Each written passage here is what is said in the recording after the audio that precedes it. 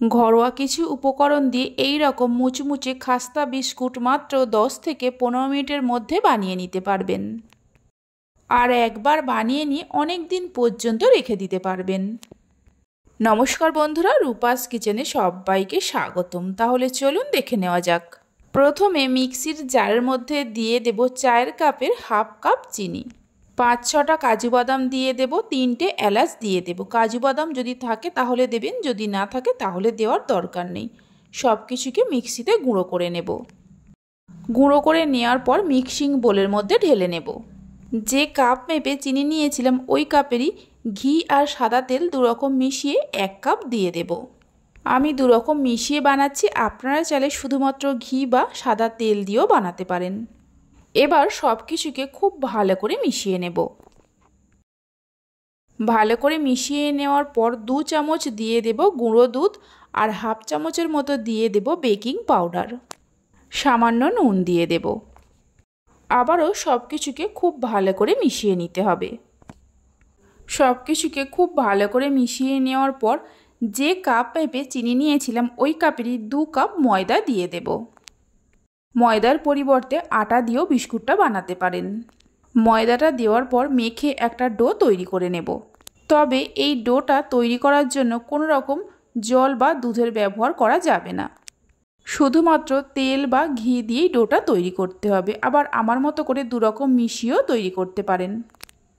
দেখুন ঠিক এরকমভাবে ডোটাকে তৈরি করে নিতে হবে। ডোটা তৈরি করে নেওয়ার পর রেখে দিয়ে একটা স্টিলের থালার মধ্যে একটু তেল ব্রাশ করে নেব। থালার মধ্যে তেলটা ভালো করে ব্রাশ করে নেওয়ার পর এর উপরে অল্প করে ময়দা ছড়িয়ে দেব। ময়দাটা দেওয়ার পর থালার চারিদিকে এইভাবে করে খুব ভালো করে লাগিয়ে নিতে হবে। এটা বাটার পেপারের কাজ করবে, আপনারা চাইলে বাটার পেপারও দিতে পারেন। ময়দাটা থালার চারিদিকে খুব ভালো করে লাগিয়ে নেওয়ার পর এক্সট্রা যে ময়দাটা আছে ফেলে দেব। দেখুন ঠিক এরকমভাবে থালাটাকে রেডি করে নিতে হবে।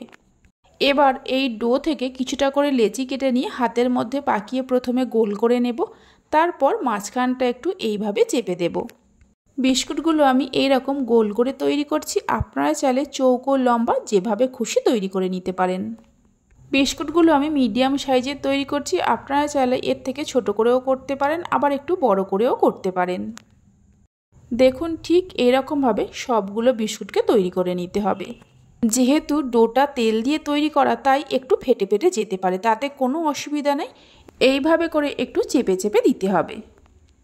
সবগুলো বিস্কুট তৈরি করে নেওয়ার পর একটা টুথপিক দিয়ে বিস্কুটের মধ্যে এইভাবে ছিদ্র করে দেব। এতে বিস্কুটগুলো দেখতে ভালো লাগবে। তবে আপনারা নিজেদের পছন্দ মতো যে কোনো ডিজাইন করতে পারেন, আবার চাইলে নাও করতে পারেন। সবগুলো বিস্কুট রেডি করে নেওয়া হয়ে গেছে। এদিকে একটা কড়ার মধ্যে স্ট্যান্ড রেখে ঢাকা দিয়ে হাই ফ্লেমে মিনিট 5-6 সময় ধরে গরম করে নিয়েছিলাম। এবার এই স্ট্যান্ডের ওপরে থালাটা বসিয়ে দেব। গ্যাসের ফ্লেমটা লো টু মিডিয়ামে রেখে 10 থেকে 15 মিনিটের জন্য ঢাকা দিয়ে দেব। ঢাকনার মধ্যে যে একটা ছোট্ট ছিদ্র আছে কাগজের টুকরো দিয়ে বন্ধ করে দিতে হবে।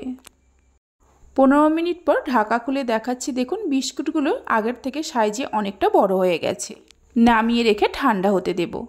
গরম থাকা অবস্থায় বিস্কুটগুলো ভীষণই নরম থাকে, যত ঠান্ডা হবে মুচমুচে আর খাস্তা হয়ে যাবে।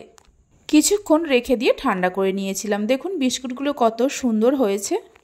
এইভাবে একবার বিস্কুটের রেসিপিটা বানিয়ে দেখতে পারেন। বাড়িতে বানালে খেয়ে কেমন লাগলো অবশ্যই আমাকে কমেন্ট করে জানাবেন। প্লেটের মধ্যে বিস্কুটগুলো তুলে নেওয়ার পর একটা বিস্কুটকে আমি ভেঙে নিয়েও দেখিয়ে দিচ্ছি, দেখুন কতটা মুচমুচে ও খাস্তা হয়েছে। রেসিপি ভালো লেগে থাকলে অবশ্যই একটা লাইক করবেন, বন্ধুদের সঙ্গে শেয়ার করবেন। ভালো লাগলে চ্যানেলটি সাবস্ক্রাইব করে পাশে থাকা বেল আইকনটি প্রেস করবেন নতুন রেসিপির আপডেট পাওয়ার জন্য। তাহলে চলুন ভিডিওটা আমি এখানেই শেষ করছি। আপনারা সবাই ভালো থাকবেন, সুস্থ থাকবেন। ধন্যবাদ।